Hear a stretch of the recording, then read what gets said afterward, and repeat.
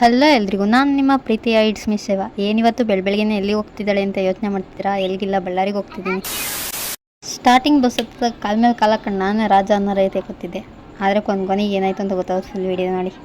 ಆಯಿತು. ಆಮೇಲೆ ಈ ಕಂಡಕ್ಟರ್ ಅಂಕಲ್ ನನ್ನ ನೋಡಿದ್ದೀನಿ ಅಂತ ಹೇಳ್ಬಿಟ್ಟು ಖುಷಿಯಾಗಿ ಮಾತಾಡ್ಸಿದ್ರು. ನನಗೆ ಎಷ್ಟು ಖುಷಿ ಆಯಿತು ಅಂದರೆ ಹೇಳೋಕ್ಕೆ ಆಗ್ತಿಲ್ಲ ಗೈಸ್.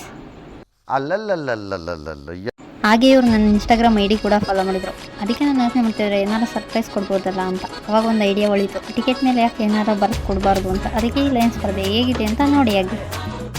ಹಾಗೆ ಅವ್ರು ಬೇರೆಗೆ ಟಿಕೆಟ್ ಕೊಡೋಕೆ ಬಂದಾಗ ನಾನು ಈ ಲೈನ್ಸ್ ಬರ್ದಿದ್ದು ಅವ್ರ ಕೈ ಕೊಟ್ಟೆ. ಅವ್ರ ಖುಷಿ ನೋಡಿ ಹೇಗಿದೆ ಅಂತ. ಅವ್ರ ಖುಷಿ ನೋಡಿ ನನಗಿನ್ನೂ ಖುಷಿಯಾಗೋಯಿತು. ಯಾರೇ ಆದ್ರೂ ಗೊತ್ತಿಲ್ಲದಿರೋರು ಮಾತಾಡಿಸಿದಾಗ ಎಷ್ಟು ಖುಷಿಯಾಗುತ್ತೆ ಗೊತ್ತಾ ನಮ್ಮ ಬ್ಲಾಗರ್ಸ್ಗೆ. ಆ ಖುಷಿ ಬ್ಲಾಗರ್ಸ್ಗೆ ಮಾತ್ರ ಗೊತ್ತಿರುತ್ತೆ ಅಂತಲೇ ಹೇಳ್ಬೋದು. ಎಷ್ಟು ಚಂದ. ನಾನು ಹೊಳೆ ನರಸೀಪುರದಿಂದ 8 ಗಂಟೆಗೆ ಹೊರಟಿದ್ದೆ. ಆದರೆ ಉಳಿಯಾರಿಗೆ ಬರೋ ಹೊತ್ತಿಗೆ 2 ಗಂಟೆ ಆಗಿತ್ತು. ಅದಕ್ಕೆ ಹೊಟ್ಟೆ ಅಷ್ಟು ಕವ ಅಂತ ಹೇಳ್ಬಿಟ್ಟು ಅದಕ್ಕೆ ಅಂತ ಹೇಳ್ಬಿಟ್ಟು ಜ್ಯೂಸ್ ಕುಡ್ಕೊಂಡು ಚಿಪ್ಸ್ ತಿನ್ಕೊಂಡು ದಬಕೊಂಡ್ರೆ ನಿದ್ದೆನೇ ಬರಲಿಲ್ಲ. ಕೂತ್ಕೊಂಡು ನೋಡಿ ಸಾಕಾಗೋಯ್ತು. ಕಾಲು ನೋವಾಯಿತು ಅಂತ ಕಾಲು ನಿಡ್ಕೊಂಡು ಕೂತ್ಕೊಂಡು ನಿದ್ದೆ ಮಾಡ್ಕೊಂಡು ಬಿಡೋ ಅಷ್ಟರಲ್ಲಿ ಚಳ್ಳಕೆರೆಗೆ ಬಂದಿದ್ದೆ. ಚಳ್ಳಕೆರೆಗೆ ಬಂದಿರೋ 3 ಗಂಟೆ ಆಗಿತ್ತು ಅಷ್ಟೇ.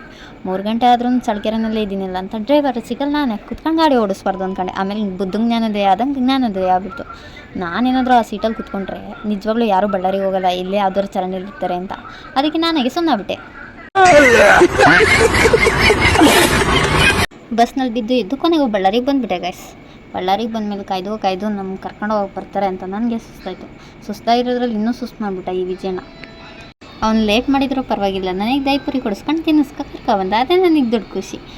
ಕೊನೆಗೂ ನಾವು ನಮ್ಮ ಅಂಗಡಿ ಕಡೆ ಬಂದ್ವಿ. ಇವತ್ತಿನ ವ್ಲಾಗ್ ಇಷ್ಟ ಫ್ರೆಂಡ್ಸ್. ಇಷ್ಟ ಆಗಿರೋ ಲೈಕ್ ಮಾಡಿ, ಶೇರ್ ಮಾಡಿ, ಫಾಲೋ ಮಾಡೋದು ಮರಿಬೇಡಿ.